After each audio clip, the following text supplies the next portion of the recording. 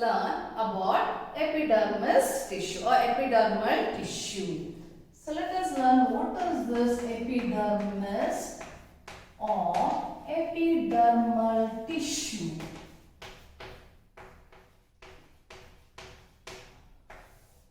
You have seen in case of aquatic plants, right? The aquatic plants, they don't rot, right? They don't decay. They are in water. It's a living tissue. You know very well, when a living tissue is present in water, okay, they will start decay, they start rotting. But these aquatic plants, they don't decay. What might be the reason? The reason is that they have this protective layer, that is the epidermis, okay. Even all the terrestrial plants, even the plants that are growing in desert area, they have this thick epidermal layer, and we have seen that, you know, it has this waxy coating. Actually, all the leaves will have a waxy coating. Just take any of the leaf and you just put one drop of water on it. It will remain as it is. It won't sink inside the leaf. What might be the reason? Because of the waxy coating. Okay. So where this waxy coating is present, what is the function? That's what we are going to learn here in the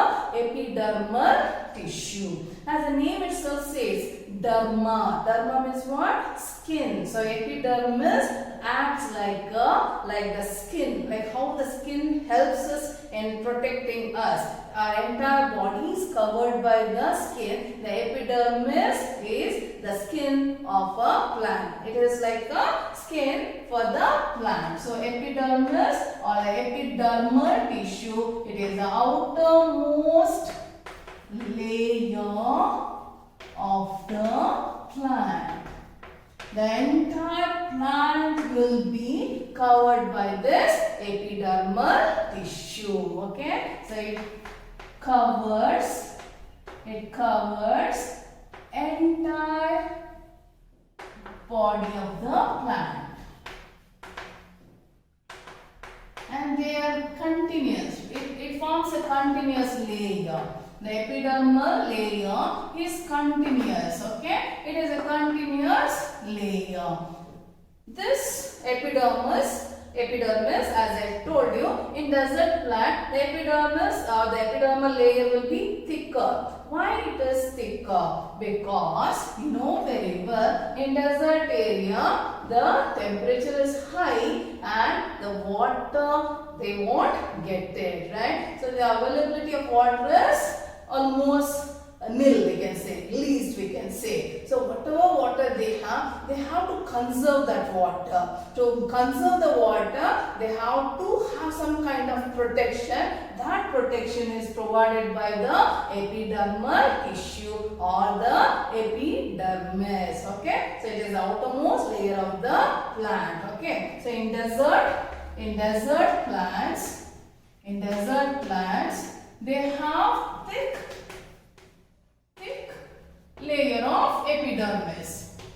Why? Because to protect from the and protect water loss, to conserve water, they have the thick layer. Other than that, any plant you take, it will have a layer of epidermis. So what is the function of epidermis? The epidermis will protect. It provides protection. The epidermal layer provides protection. Protection from what? Protection against loss of water.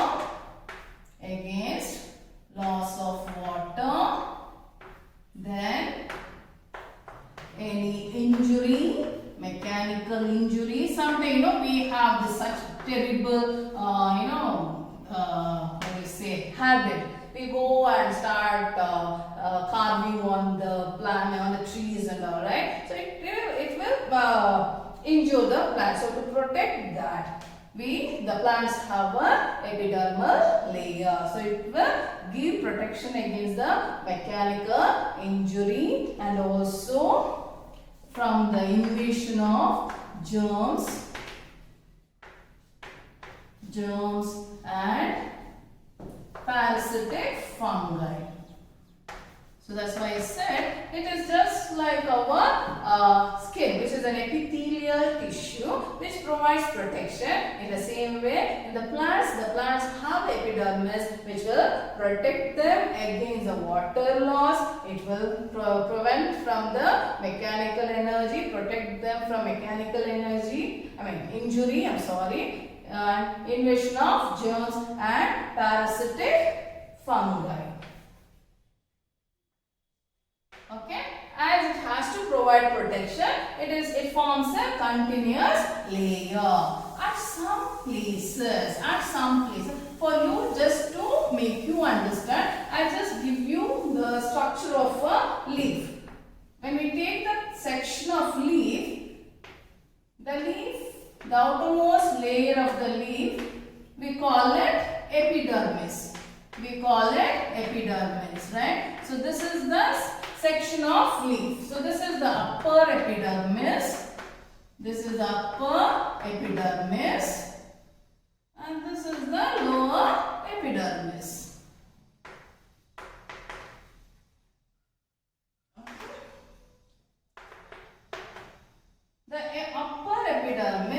On the upper epidermis, there is this coating we find.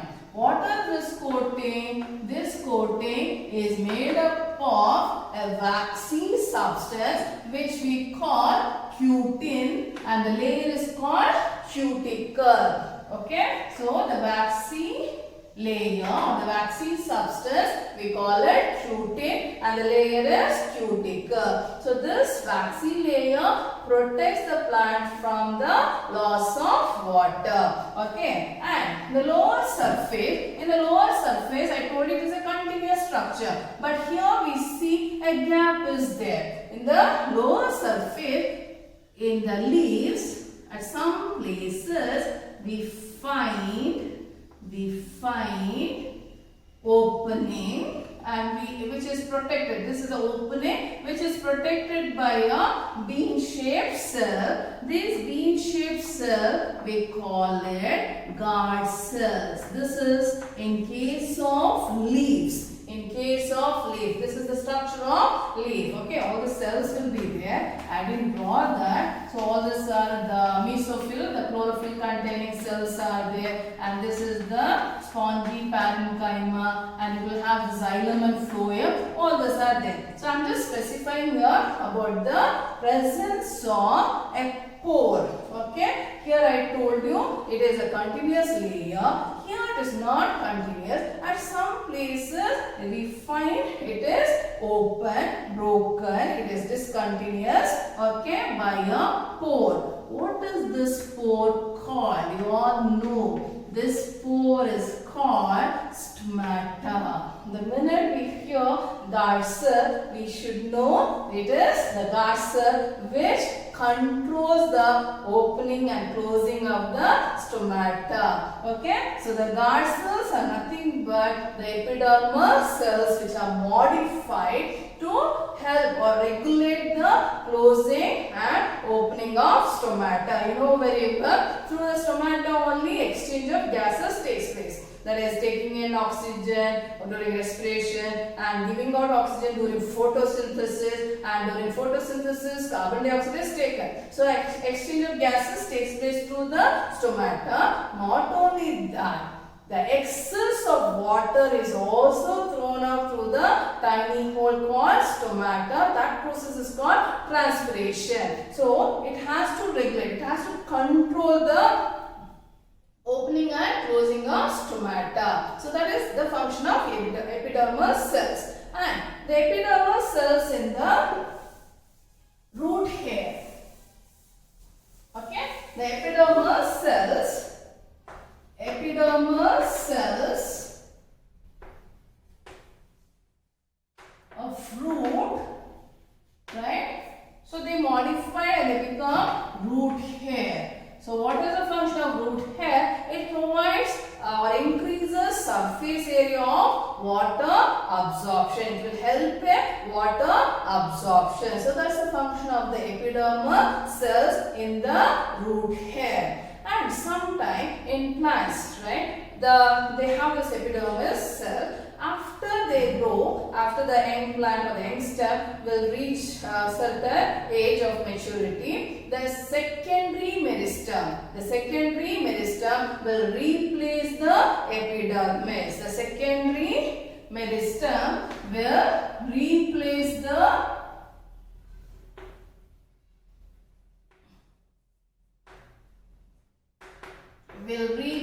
the epidermis. And when they form this secondary meristem replaces the epidermis, it will be cutting off the outside of the plant from the inside. Okay, so these cells will be dead. It will be dead cells. Okay, the secondary meristem will be dead cells. So they will cut off the connection between the living cells, that is inside of the cell, from the outside, and they become several layers of thick cells. They form the several layers of thick cells, and we call this as cork or bark. Okay, they are the dead cells which will, that's why the bark, you do anything on the bark, it won't affect the cells, the living cells inside the tree or the plant, because the secondary meristem is a dead cell and it forms several layers of thick cells, and we call it cork or bark, which is a dead cell. And the cork will secrete a substance called sebaceous, which is protective as well as it is impervious to water and air. It will not allow the water or the air to get inside. Okay, understood? Right? So that's about epidermal tissue. With that, we have finished with the tissues. Thank you.